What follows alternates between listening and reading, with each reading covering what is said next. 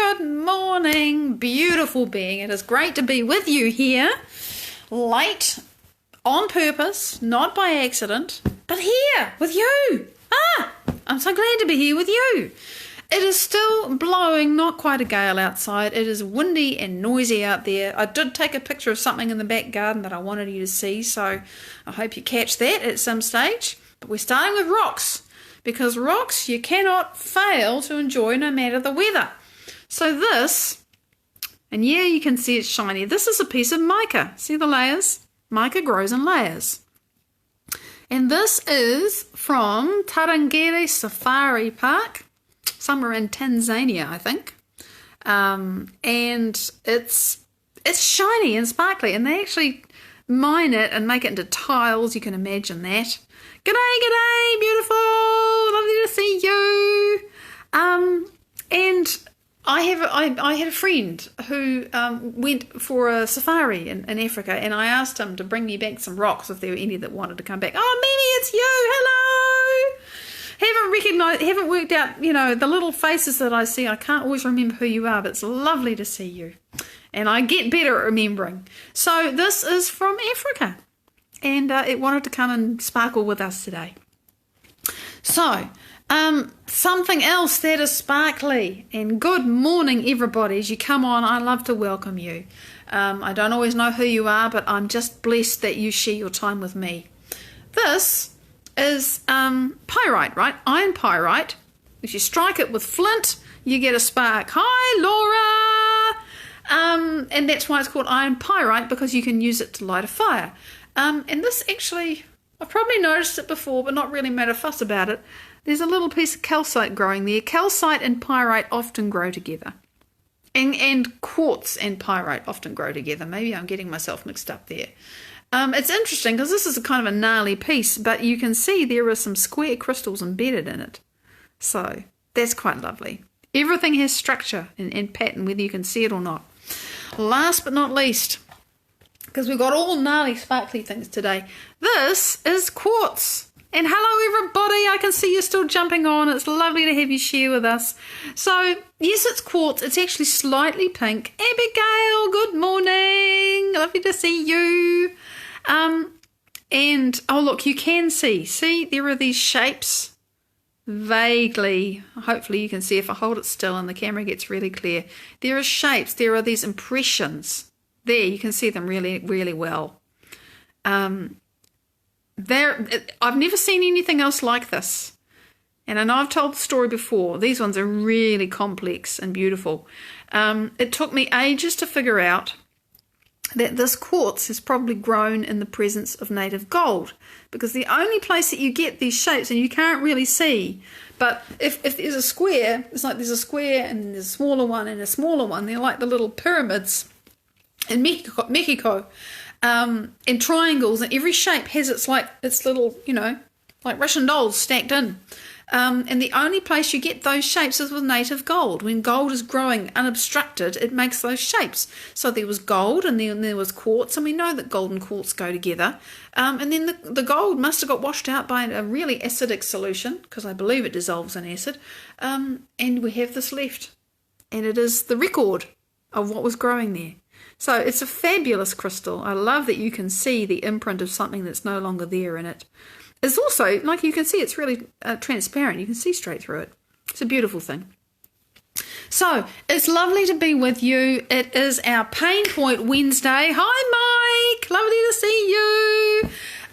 Pain Point Wednesday. That sounds awful, but, we do have pain points, all of us. This is called being human. It is human to be in one state of being and to want to be in another state of being. Now, whether that involves simply going from being hungry to being fed, or from having a job that you don't want to having a job that you do want, or living or experiencing a feeling that you don't like to moving to a different feeling, that's just being human. Nothing wrong with it. Robin, it's great to see you. So the pain point today that I want to talk about is this issue of negative people who get you down. And thank you, Kerry, for this wonderful question. I'd love to not have negative people with their low vibe crap get me down. What's the deal with that? And I thought about it, what's the deal with that? Because I remember, oh my God, it seems like, well, it's many lifetimes ago now. I remember being taught, back in the days when I was just sort of rediscovering energy because I didn't realise I was a master. Hello, so are you. That, you have this white light that you put around you, you have a bubble and you reinforce it and all of that stuff.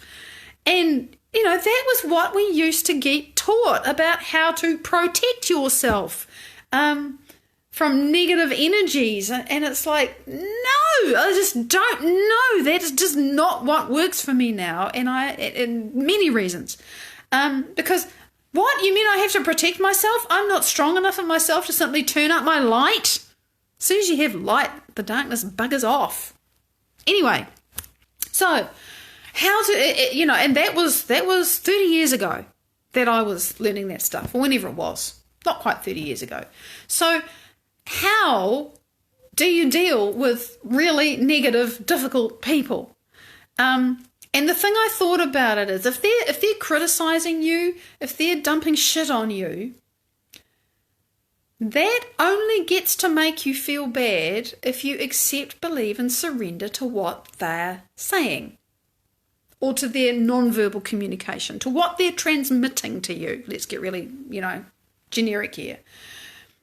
You actually have to own it for it to make you feel bad. And that's the thing that often we don't realise, is just because somebody says you're or I don't like you, or you're bad, or you're worthless, or whatever, does not make it true. And even if you believe what they say, because you've been programmed to believe that, because you've been told that for 30 years, and it's normal for you to feel that you're crap or whatever it is, that doesn't make it true either. Just because you believe it's true doesn't mean it is true. So that's the first thing, is to actually step back from everything that you let people dump on you and ask yourself if it's really true. And, and if it's not, then no matter how much you may still feel in your body that it's true, because remember, your body's got used to feeling worthless or bad or angry or sad or whatever it is, you do not have to, in your awareness of yourself, keep believing that it's true. And we talked about that awareness business and making a new choice and deciding how you want to feel and think yesterday. Technique Tuesday. So you do not have to take on what people say or transmit or communicate to you as being true. That's the first thing. And the second thing is, and I'm trying to remember because my brain's gone slightly blank here, to ask yourself whether you have a choice about whether this person gets to stay in your life.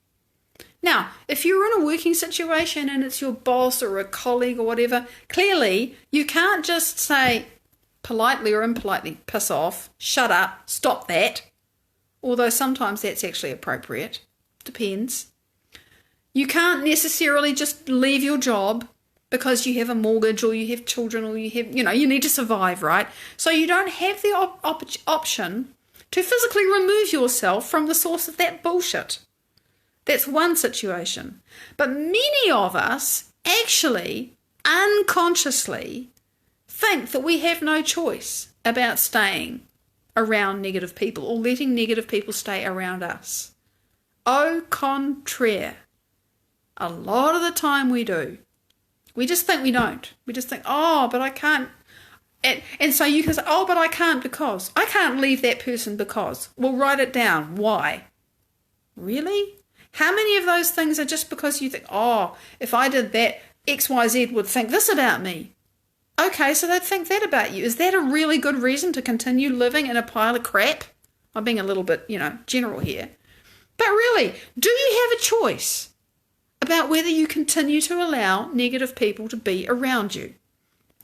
And there's no hard and fast line about that. I am not saying leave your marriage, leave your kids on the street if they're really mean and horrible to you for whatever reason. I'm not saying kick your parents out of your house if they're horrible. You understand. I am not saying do anything dramatic. But I am saying think about what your choices really are and why you're choosing them. Because until you really know what you're choosing and why, how come I am letting this nasty person continue to be in my life? I could actually walk away. Oh, they're a member of a circle of friends and I really like that person and I feel a bit embarrassed about leaving that group of people because they might think there's something weird with me if I did. Or, whatever. Just think it through. Really? Why are you still letting that be in your life? If you have the ability to walk away from it, what stops you? Explore that. So, because once you know if you have what choices you have, you always have choices. But really what this is about is, okay, there's some crappy people in your space. Do you have a choice that you can comfortably and sustainably make to walk away, to leave, or to eject that person from your life? Get really real with yourself about that. If you do, then think about how you might take steps towards taking action. Notice I'm not saying then just hurry up and do it. No, some of these things need to be very considered. They need to be done incrementally. You don't want to blow your whole life to pieces. Well, maybe you do. Think about that too. What kind of change am I up for? Do I need to do it step by step because I'll just lose the plot and lose my courage and go back to who I was and, let people continue dumping shit on me? Or do I need to actually just cut and run? Or cut and leave, cut and fly? You have to make a really conscious choice. You have to know what you've been saying yes to, and then you've got to decide what you're going to say no to and how. And sometimes you're not going to know how you're going to say no, but you can at least think about who you are when you have said no and start to embody and practice and explore that. So it always comes back to who you're being. Because this is the other thing that I know happens, and see, I haven't been around a lot of difficult people for a while because I've created this life where I feel like I live in a paradise bubble, and there's a reason for that. It has its own challenges, but difficult people pretty much aren't one of them. But I know, because I've listened to many people tell this story, they've had very difficult, this is not uncommon, because you have a parent that's elderly, they get dementia and they become very difficult. Very difficult because, the brain is not functioning so well. And what happens when all the restraint comes away, because the frontal lobe's not working, that's the orchestra conductor, that's the CEO, that's the one who says, no, don't abuse your children. Don't let all your fears and unconscious things that you suppressed your entire life come out. And then, the person with dementia, they're often very afraid. They can be abusive. They can be defensive. And it's really challenging. And so how do you deal with that, I forgot where I was going with that. But a difficult person in your life, and let's say you can't just leave them because nobody else is going to look after your demented parent. It's stressful. It's difficult. And that's right, I remember now. And there's a beautiful story told by a lady who was not an advanced meditator, hadn't been to a ton of Joe's workshops. She just went to a one day, the very first introductory one, and at the end of it, there's a single meditation process after he's explained how it all works. And at the beginning before the meditation, he says, well, just pick one thing that you would really like to happen in your life. And she was kind of, oh yeah, bro, I'm just going to do something that's completely stupid and ridiculous and will never happen. Like, I'll show you. And she tuned into the possibility of enjoying time with her mother, because her mother was intensely critical, had this, declining mental facilities, was really uncomfortable. They'd been critical her whole life. So there was, not only was she dealing with a parent's criticism, but her mother had been critical her entire life. So imagine that, all of my childhood pain is there and is screaming at me every time I've got to go and work with this really painful, difficult person who's my mother. And I have to do this. Painful, right? Difficult. I actually relate a little bit for different reasons. Does the meditation. She says, I don't remember what happened. All I know is that when it finished, I was just awash in all of this love. Something, she just disappeared for a little while. It's like, I don't know what happened. I was, wow. And she went back and her mother was completely changed. Of course, I mean, I'm going to extrapolate now. What happened in the meditation was she got beyond herself. A whole bunch of her trauma just quietly evaporated into the field, and she became somebody who wasn't resonating with all that pain. So she went and spent time with her mother, and then now my mother thanks me profusely, and she always strokes me on my cheek, and she just loves to spend time with me, and it's just this most amazing thing that I love spending time with my mother now. And for a lifetime, been very, very difficult and painful. If you go and Google, in YouTube, look up Joe Dispenza Testimonial Carla, Carla, you'll see it.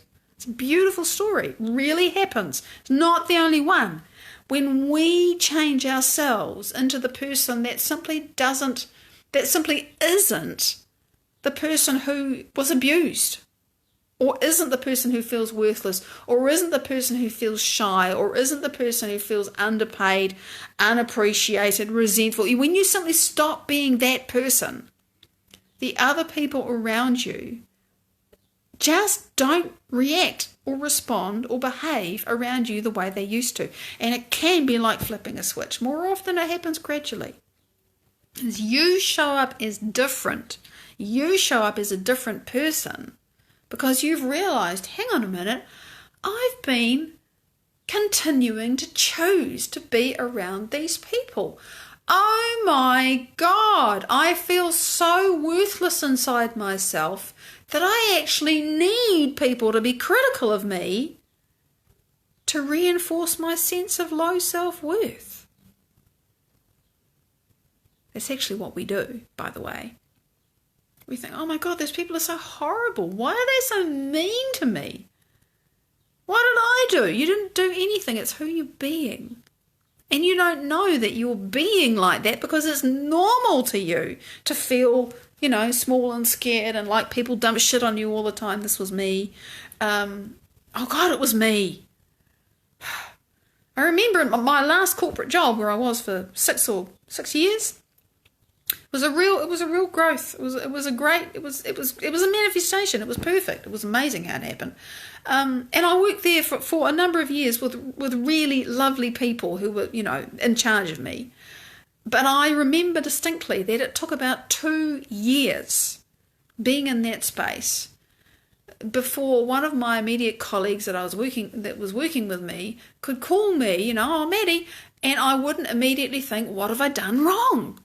It was automatic. It was nothing to do with them. They'd never abused me. But I had some really traumatic work experiences elsewhere, and it was just hardwired. It was really traumatic, the shit that happened to me in other workplaces. So, it took me a long... Because I didn't understand what I understand now. I didn't know that those were hardwired, automatic, conditioned responses that I had. It was just normal for me to be scared and expect crap from people. But I also changed, so I got some really nice people to work with. But there were also some very difficult people later in that time, and they just dumped shit on me. They really did. And they vowed and declared that they weren't because they were so unconscious to it. We were doing the dance together, and I just didn't understand it. I just knew I didn't know how to deal with that person. I deal with them very differently now. So we always, on some level, are making a choice. And when there are difficult people in your life, really fundamentally, it's because some aspect of you is accommodating that. You're not choosing to suffer and to be miserable and saying, oh, how can I find a way to make life punish me? I'm not saying that. And it's not about, oh, I'm sabotaging myself and I hate me. No, it's remember I spoke about yesterday how we have cognitive... Oh, maybe I didn't. I'm getting confused. We have cognitive novelty is processed in the front of the brain, and cognitive routine is processed in the back of the brain. And it's like riding a bike. You know how to ride a bike if you know how to ride a bike. You don't think about it. You just get on, you ride the bike. So you just get on and you feel worthless. And you just think it's who you are. I just know how to ride a bike. I just know how to feel worthless. And so you attract people that reinforce that. How do you think they do it? By being critical, by being nasty, by dumping on you. So when you change that, if you realize these people are a mirror for you, and I'm reminded, there are people I'm thinking of someone in particular who was surrounded by crazy, nutty people, and they must also, and I know this person, I know they learn so deeply from the situation. On some level, they must be a mirror of something, but increasingly, they're just an example of who that person has chosen no longer to be.